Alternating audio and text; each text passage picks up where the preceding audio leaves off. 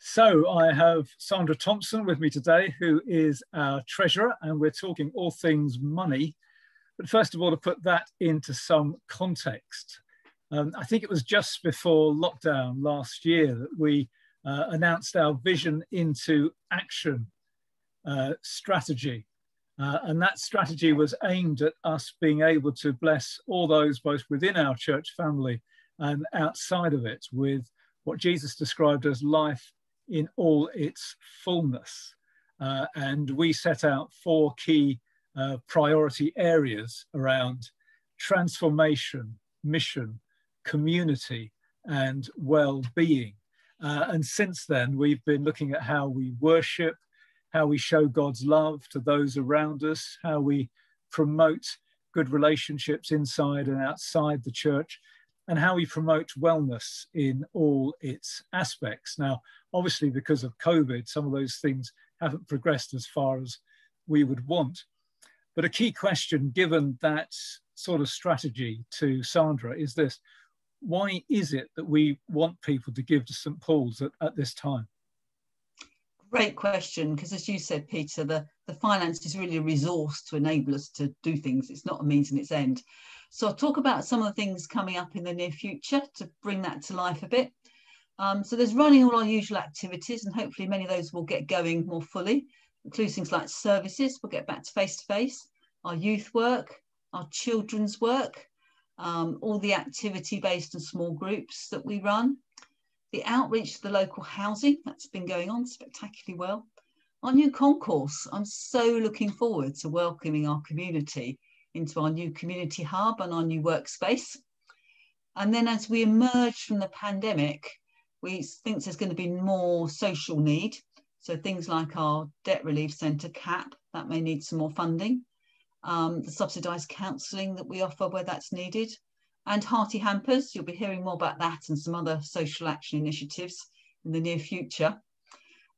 Reopening for services does have some costs attached. There's some cables running all over the floor that need not to be running all over the floor. Then as we welcome our new vicar, I'm afraid our vicarage does need some work doing. So there'll be some spend there as well. So quite a lot going on that all need money, I'm afraid.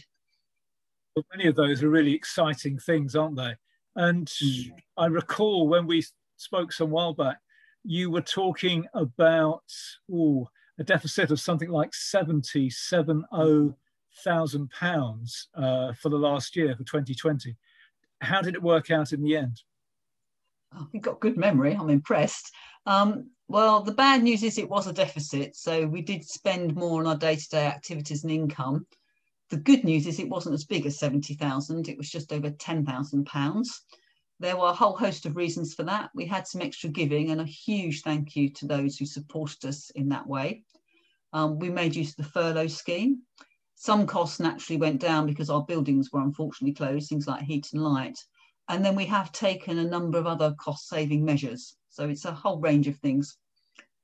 You want to run through what some of those cost-saving measures were, Sandra? Yeah. So for most of last year, we had no church manager. We're still running with no church manager, whilst we take a step back and carefully look at what admin support spend we need and how to do that cost effectively. I don't think long term we can have no church manager, but at the moment we're managing there. We are carefully reviewing all of our contracts, things like utilities, licenses, maintenance contracts. We're making more use of volunteers where we can. The concourse is a great example. I think Nigel and his team have done a great job there. The office, we've got a few people really helping out with the office, which is great. Parish share, so we are in continuing discussions about reducing our parish share. That's the money we give to the diocese to support clergy salaries and some other support services they provide. We have made use of the furlough scheme for our staff. Now, that will ease off as we reopen and as the scheme itself ends, but it's been a very useful source of some additional income for now. And then non-urgent spend. We've delayed any significant non-urgent spend. So we've done the first bit of the concourse very cost effectively. Thank you, Nigel. But we will stop there. We are installed live stream, phase 1, but again, we'll stop there. And the roof and stonework, we're doing inspection to work out what needs to be done urgently. And we'll take action on the back of that. Even with those cost savings, are we looking at a deficit for this year and perhaps for next year as well? I'm afraid the answer is yes. So before I give you numbers, I should just warn you they may well change because there's so much uncertainty. We don't know quite how and when things will recover from the pandemic. Will we have another lockdown? We don't know when we'll get a new vicar, and we don't know about future giving levels. But today I'm forecasting a deficit for this year of 37,000 and for next of 51,000. So some big numbers still. And on that basis, I'm afraid our general fund runs out sometime next year. Okay, so given all that, how much would you like us all to give? I'm not going to answer that directly. I'm going to say, please consider that in front of God. A lot of Christians start with the biblical principle of giving 10% tithing of gross income. Some see that as a starting point to give more. Many choose to give to a whole range of charities, not only St. Paul's. And we are very aware that people's financial positions differ. And for some, because of the pandemic or other reasons, you've actually been quite badly hit. And we really want to support you, not be putting your finances under even more pressure. On the other hand, there are other people who, at least in financial terms, may have benefited from the pandemic, probably not in any other way, but financially, you may have steady income, fewer outgoings on things like travel or leisure activities, which unfortunately we've not been able to do. And as the end